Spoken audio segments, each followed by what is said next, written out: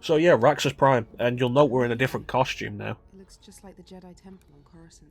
So Raxus Prime appears a few times in the old EU lore. It's essentially the galaxy's junkyard. Calling out to each other. This is where all droids go to die. Set us down as close to that thing as you can. I'll do my best. I Not many clear honestly, I ones. kind of miss this stuff from the old expanded universe, where it was very rare to see a new place, which wasn't necessarily a bad thing. More often than not, it created a sense of cohesion. To make it through that large hyperdrive core in front of you. Once on the other side, you should be able to reach the junk temple. Good luck. Now we've got light armor. I forgot we learned specific things as we go. Yeah, it created a sense of cohesion. Like, here's Raxus Prime. Oh, this is a planet I've seen from other things in Star Wars media. And it's something I don't think the Disney canon really has, because they just keep introducing new planets left and right that have no real knowledge of, and more often than not, just serve to replace a similar planet from the previous canon, from the old EU. And like, one thing I do think, like Jedi Fallen Order, one thing I did like about that was the sense of cohesion that it had that the rest of the Disney Star Wars stuff just hasn't had. And that was because of the Inquisitors. The Inquisitors that were first shown off in Star Wars Rebels, and then the I'll deal with them. and then the game has the Inquisitors as a major component of the game. And it's like, cool, I know this organization from another piece of media. You don't need to see Rebels to understand exactly what the point of them is. But it's a really nice feature that I think has been missing from a lot of the stuff in the Disney canon.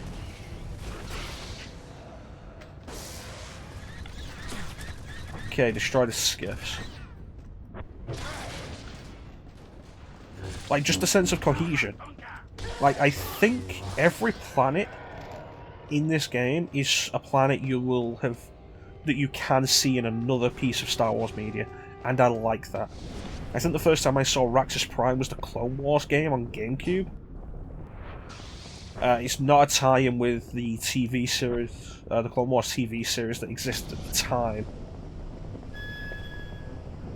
It's just a game set during the Clone Wars, before a bunch of stuff was called the Clone Wars. Okay, that's a skiff.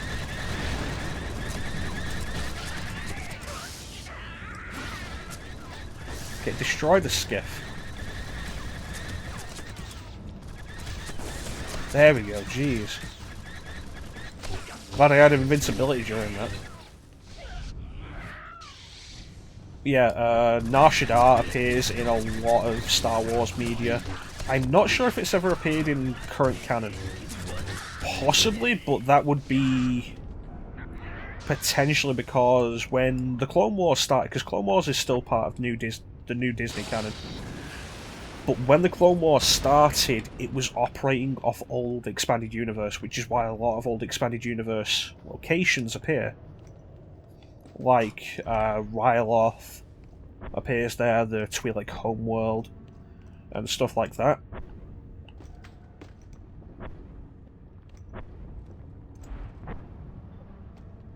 But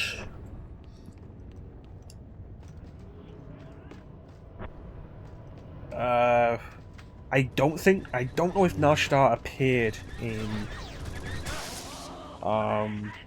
there we go, target that.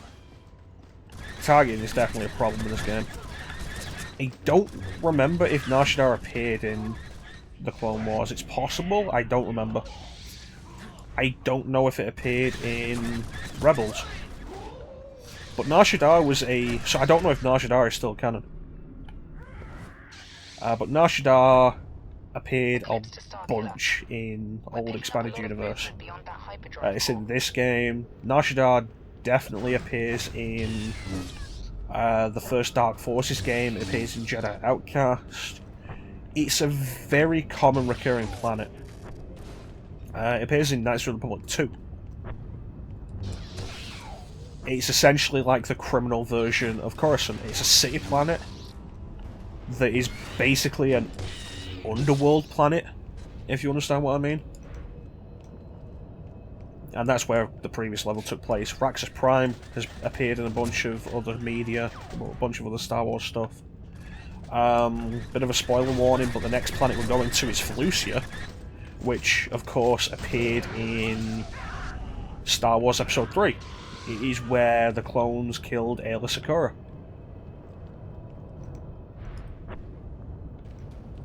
Can I get up there, and is there a reason to if I can? There is a holocron there. Okay.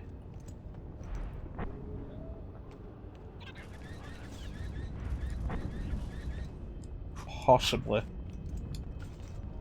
Oh wait, this is new. Okay. I didn't jump up here before.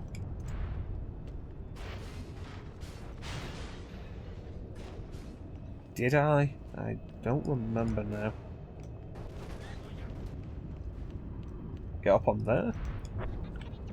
Yes, awesome. A little bit janky, but doable.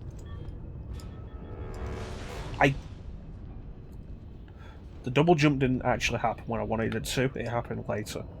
So that's irritating. But yeah, Felucia,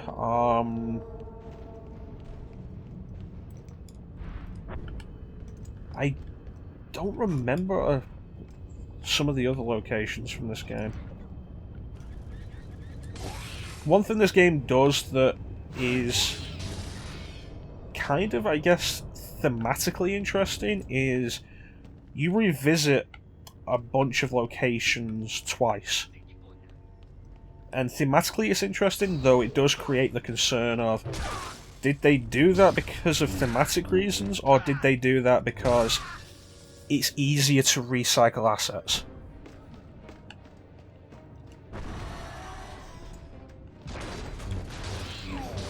But I like the cohesion. And like by the time this part goes up, we should have started Knights of the Old Republic for the Twitch channel, which is going to be the first game we're doing on the stream for Star Wars month. It's Star Wars in all aspects of the mecha-chrono name. The Twitch channel, the YouTube channel, which is kind of all we've got actually. I mean, if we were doing, if the reading thing had been more than an April Fool's joke, I guess. Maybe read a Star Wars book, but that's not happening. But yeah, Knights of the Republic has a bunch of locations that are recognisable. It has Tatooine in it, because of course it has Tatooine. Tatooine just feels like one of those planets you put in as a safe bet for your Star Wars game. Or Star Wars media, I guess. It's one of the most common recurring planets because of how important it is to the films. But it also has Dantooine, which is mentioned in Episode 4. Manaan is new. It has Kashyyyk, although it's before Kashyyyk appeared in the movies. Kashyyyk is one of the things, it first appeared in the expanded universe. Juno, I'm not sure what I'm looking at here. Are you No, it didn't, did it? No. Some panic transmissions. I'm forgetting the holiday special, Droid resistance. which at one point was canon. But Kashyyyk first appeared in the Star Wars holiday special. I'm here thinking that Kashyyyk first appeared in one of the books, but it didn't. It first appeared in the Star Wars holiday special. Jeez. You guys have to go. And actually, let's see if I can upgrade anything.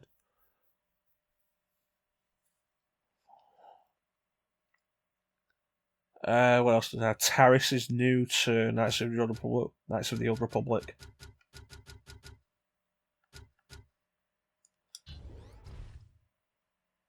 And I guess like everywhere else is new. Although some of them did appear in other stuff.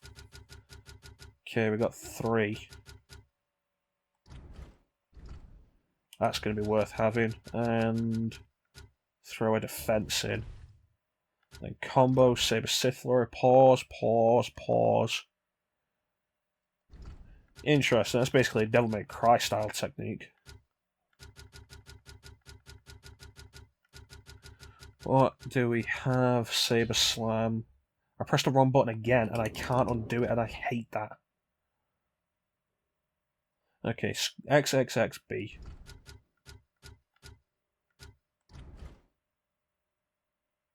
I would have preferred this actually, because this, with the ability to put Y in so many areas, is actually pretty useful.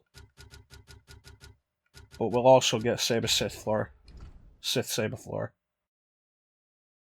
But honestly, I like the cohesion of the universe with areas that recur. And it's definitely one of the problems I have with a lot of the Disney stuff, of how every time anything happens, they basically introduce entirely new planets. For no real reason, and most of them are just kind of bland to begin with. Planets that could have been, whose purpose could have been served by planets that existed in the old expanded universe. And there is one exception to that, I'll admit. Not because the purpose couldn't have been served by basically anything else, but because it at least has a visual element that's kind of interesting, and that is Crate, the planet that appears at the end of The Last Jedi. And it's interesting because the ground is covered in salt. So it's not just another forest world or another desert world. It's like in The Rise of Skywalker, you've got Jakku, where it's like, oh, it's a desert world. It might as well be Tatooine. And you end up with basically just a load of examples of that stuff.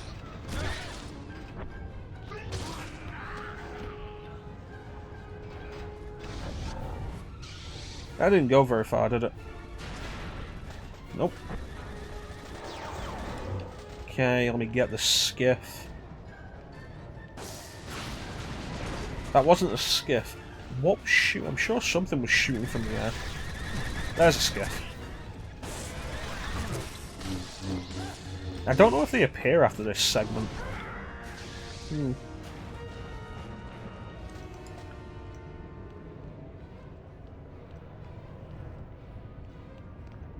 Yeah, the story of Force Unleashed is kind of interesting. It's a very throwaway story. Admittedly, in concept. Darth Vader had a secret apprentice that was never mentioned anywhere else. And that in itself just creates a foregone conclusion.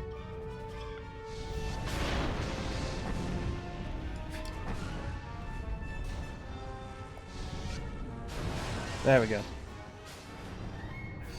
But the story itself, despite the fact that it is completely throwaway in terms of the larger canon, has some interesting ideas that I like. Of course, when I say larger canon, I mean the old expanded universe, because this doesn't exist anymore. There has been some interesting thoughts I've seen on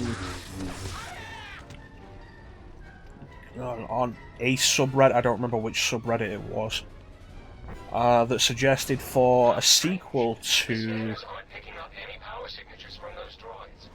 It's as if they're being powered by The Force. If they do a sequel to Jedi Fallen Order, which would, because of the events of Jedi Fallen Order, would require like some kind of greater response from the Inquisitors. And because the Grand Inquisitor dies in Rebels, in the first season of Star Wars Rebels, the idea of introducing a new Grand Inquisitor and having it be an adaptation of Starkiller, like, that was kind of an interesting idea, and I'd like to see that. I think it would be a smart idea, especially after how poorly a lot of the sequel stuff went. If they do smart ideas... There we go. If they do smarter ideas of adapting old expanded universe stuff into the new canon. Like how in Season 3 of Rebels they introduced Grand Admiral Thrawn. But I haven't watched Season 3 of Rebels because Season 2 of Rebels ended the storyline that I was actually interested in. And I didn't really have any interest in continuing past that.